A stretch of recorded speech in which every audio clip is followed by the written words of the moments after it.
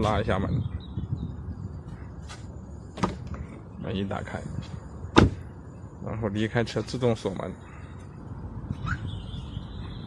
好，一上锁，喇叭响一声。按第一次打开收音机和导航。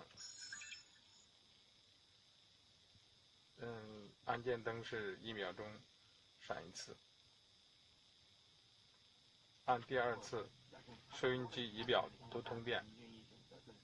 按键灯1秒钟闪2次。然后按第3次，全车断电。然后是踩刹车，按按键，车辆启动。然后是踩刹车，按按键，车辆熄火。